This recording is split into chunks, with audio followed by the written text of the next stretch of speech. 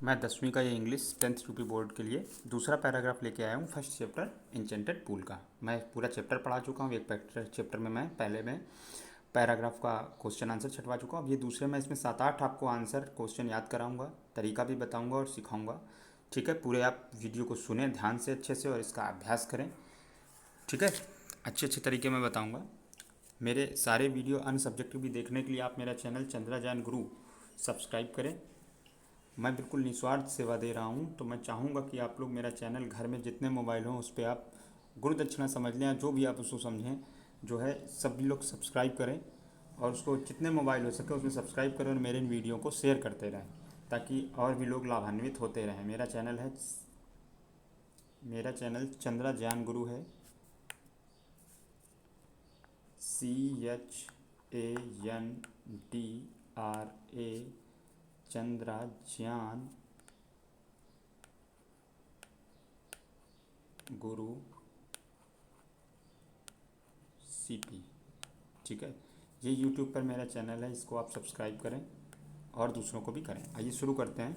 थोड़ा जल्दी से मैं आपको फिर से एक बार अर्थ भी बता देता हूँ और पैराग्राफ को आपको पूरा करा देता हूँ। क्वेश्चन आंसर जरूर मैं इसके याद करा दूंगा आपको, छोटे छोटे जो शॉर्ट में भी आते हैं। ठीक है, देखिए सबसे पहला है, ये आप पैराग्राफ तो मैं पढ़ा चुका हूँ, पहले आपको एक दिखा देता हूँ। देखिए ये आपका एक है पूरा, ये इतना पैसेज है, फिर उसके बाद आपके ये क्वेश्चन है, ये हैं कुछ और कुछ ये क्वेश्चन है, सब इसी पैराग्राफ के ही हैं, घुमा घुमा के 2 बार अलग अलग तरीके से पूछे जाते हैं।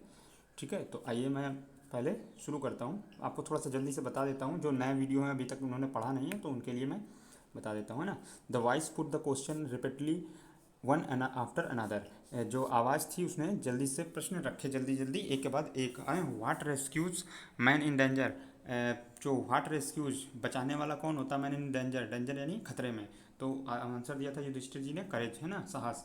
By the study of the which, देखो क्या है पैसेज में, आप वर्ड कीवर्ड जो आंसर है उनको जरूर याद रखिए, तब क्वेश्चन आप फट से जान जाएंगे कि आपको यहाँ इसका आंसर मिलेगा। और ग्रामर में थोड़ा सा चेंजमेंट करके आपको सिर्फ कीवर्ड ही याद है तो आप पूरा उसका आंसर लिख लेंगे, आपको वापस पैराग्राफ देखने की जरूरत ही नहीं पड़ेगी।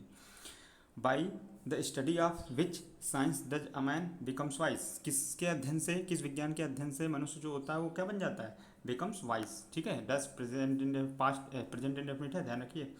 Not by the studying any शास्त्र, किसी शास्त्र के अध्ययन से नहीं। Does a man becomes vice, मनुष्य इंसान वो बनता है बुद्धिमान।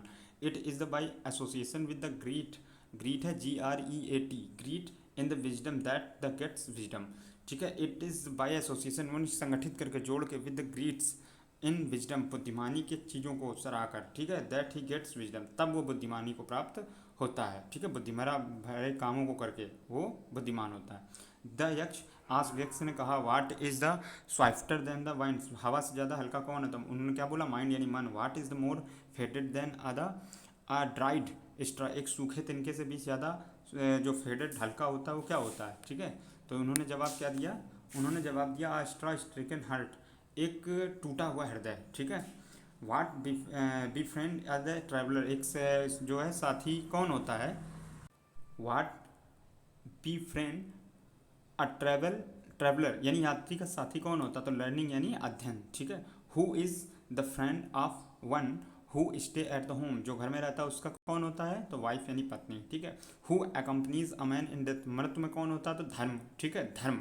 दैट अलान द कंपनीज, ये केवल एकमात्र ही साथी है, दैट द सॉल यानी आत्मा का, इन इट्स सोलेटरी जर्नी, इस एकांकी यात्रा में, आफ्टर डेथ, मृत्यु के बाद। Which is the biggest vessel, सबसे बड़ा बर्तन क्या था, the earth which contains all with in the itself is the greatest vessel, सबसे बड़ा बर्तन है, क्योंकि द अर्थ यानी पृथ्वी जो है, विच कंटेन्स रखती है, समेट कर, क्या, ऑल विद इन इट्स, सब अपने अंदर, इज द ग्रेटेस्ट वेसल, इसलिए एक सबसे बड़ा पात्र है। ठीक है, EST लगा, सुपरलेटिव जब तुलना की जाती है सबसे तो EST लगाया जाता है। ठीक है, व्हाट इज हैप्पीनेस, खुशी क्या है, तो हैप्पी तो सुना होगा ना, इसको क्या बना दिया उन्होंने, अब व्हाट इज हैप्पीनेस तो नाउन बना दिया ना, तभी तो हैप्पीनेस लिखा हुआ है NESS लगाकर। ठीक है, और happiness is the result of the good conduct, जो हैप्पीनेस यानी प्रसन्नता होती है, खुशी होती है, वो एक किसका परिणाम होती है, तो गुड कंडक्ट का। ठीक है, ये आपको पूरा पैराग्राफ था। अब देखिए इसके आंसर की बात करते हैं क्वेश्चन। अब देखिए कि को आपको पूरा पैराग्राफ दोनों याद है। अब देखिए पहला क्वेश्चन देखते हैं क्या लिखा है। पहला क्वेश्चन है आपका, when and where does the wife act as the friend. ठीक है। अब देखो इसको करने से पहले हम लोग सरल वाले क्वेश्चन कर देते हैं, ये जरा पहले तो आपको थोड़ा कॉन्फिडेंस आ जाएगा। What rescue man in danger, what rescue man in danger. तो अब देखिए वाट क्या पूछ रहा है, को क्या कीजिएगा, अभी अभी हम लोगों ने पहले वो पढ़ा था, क्या पढ़ा था, देखिए ये पढ़ा ए पैराग्राफ, ये क्या था, वाट रेस्क्यू मैन इन डेंजर, तो करेज, तो वाट की जगह आंसर हमारा क्या हो जाएगा, करेज, बस आपको सिर्फ करेज डाल देना है, courage rescues man in danger, answer आपका कंप्लीट हो गया। बताइए आपको कुछ लिखना पड़ा, ज़्यादा खास नहीं लिखना पड़ा, आपको वहाँ क्वेश्चन दिया गया, थोड़ा सा चेंजमेंट करना है, पैराग्राफ से कीवर्ड आपको वर्ड जो इंपॉर्टेंट है वो आपको छांटना है और उसको वहाँ पर लिखना है बस। हु इज़ द फ्रेंड, ठीक है, ये हो गया ना, पहले का जवाब आप समझ गए होंगे। What rescue man in danger, बस सिर्फ आपको क्या करना है, केवल और केवल आपको व्हाट की जगह पे आपको वर्ड अपना डालना है रेस्क्यू, ठीक है ना। अब ये आंसर मैंने इसलिए लिख दिया है, अगर आपको प्रॉब्लम हो स्पेलिंग में मिस्टेक्स में तो आप ये देख सकते हो। दूसरा, what is swifter than the winds, हवा से ज़्यादा तेज कौन था, तो माइंड था, तो बस आपको व्हाट की जगह पे क्या डाल देना है, व्हाट की जगह पे आपको सिर्फ माइंड डाल देना है, ये दूसरे का आंसर।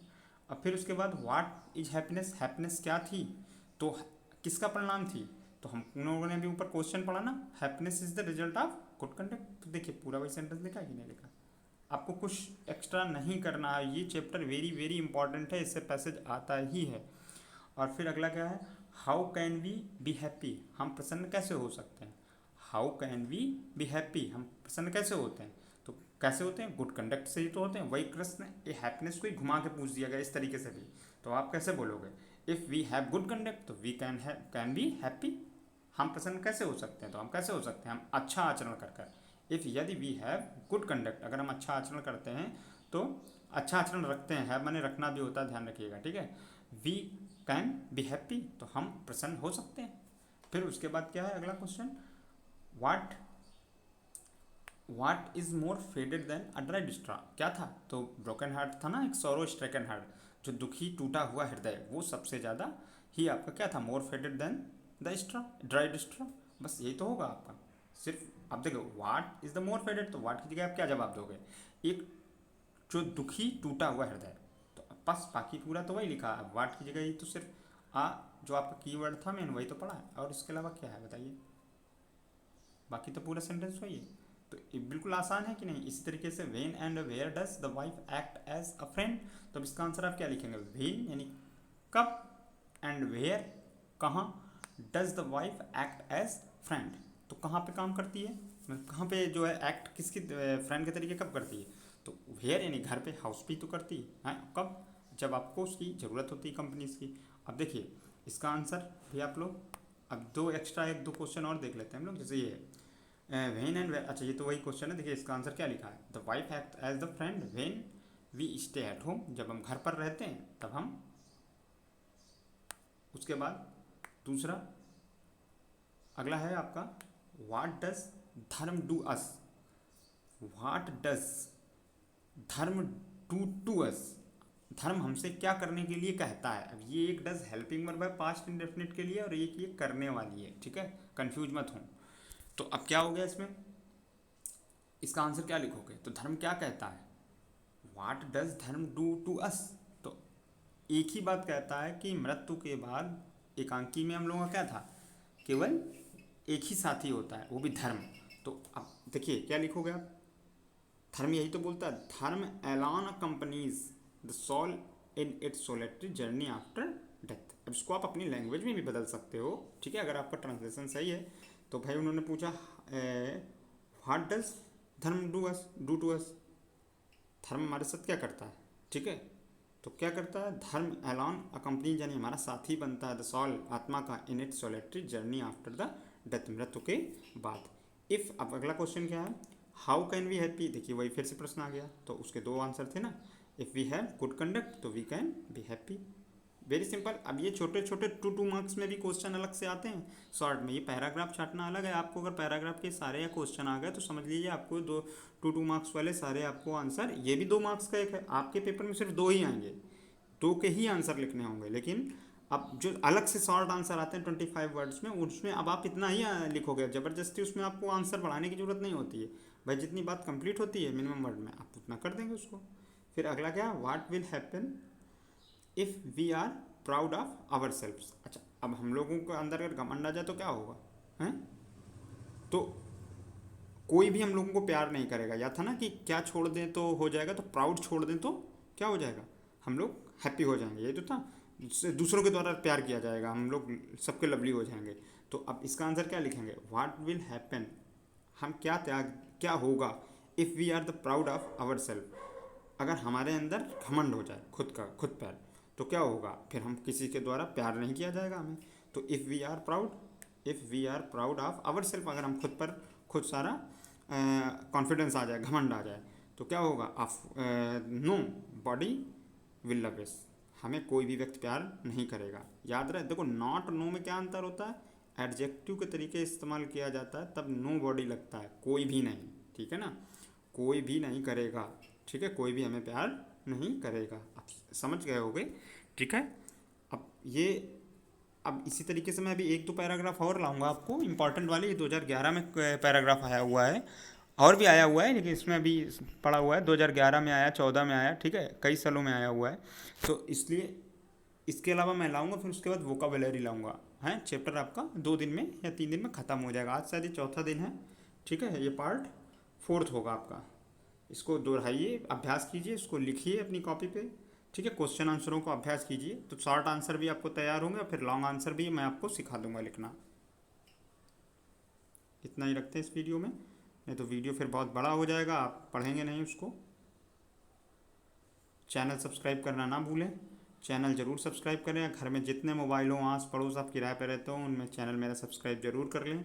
चैनल का नाम मैं फिर से एक बार बता देता हूँ आपको, क्या है मेरे चैनल का नाम, मेरे चैनल का नाम चंद्रा ज्ञान गुरु CP, ठीक है, सर्च करेंगे तुरंत आ जाएगा, उसको सब्सक्राइब कर लीजिए, हर सब्जेक्ट के आपको उसमें वीडियो मिलेंगे। मैं चाहता हूँ कि फ्री होम जो है ट्यूशन सभी बच्चों को उपलब्ध करा पाऊँ। मैं कोशिश करूँगा कि मैं 2 साल के अंदर उसमें ज़्यादा से ज़्यादा सब्जेक्टों के मैं वीडियो उसमें डाल दूँ और उससे सारा सिलेबस कंप्लीट करा दूँ, ताकि बच्चे कभी भी किसी भी समय पढ़ सकें, उनको होम ट्यूटर की ज़रूरत ना पड़े, क्योंकि आज के आधुनिक संघर्षशील समय में, अर्थ युग में पैसा बहुत ही कठिनाई से आता है, मैं इस बात को समझता हूँ, ठीक है, सहयोग बना रहे, यही मुझे आशा है।